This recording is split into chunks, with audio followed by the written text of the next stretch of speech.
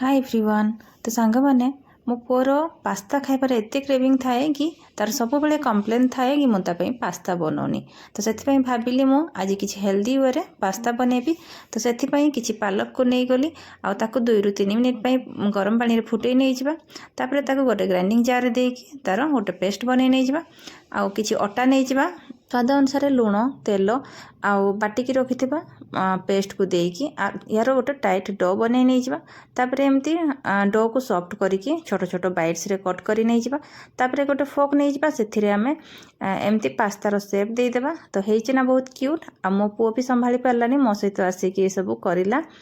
तो आपण मैंने देखिपे केते क्यूट होइछि। तापर फुटुथबा गरम पानी रे याकू देई देबा आउ 4 ରୁ 5 मिनिट पई कुक करी नहीं जावा।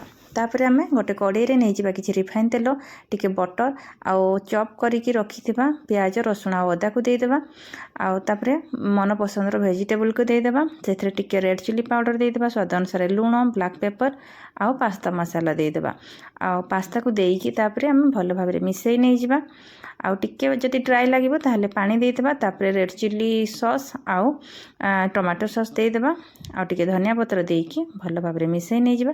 तो आपण माने देखि पारुथिबे केते बढ़िया से हमर पास्ता रेडी हे गला। जदि पसंद चीज ताहले देकी आपण माने सर्व करि परिबे। आउ रेसिपी केमिति लागिला निहाती भाबरे कमेंट करिकि जणेबे। आउ घरे निहाती भाबरे ट्राई करंतो। रहिली जय जगन्नाथ।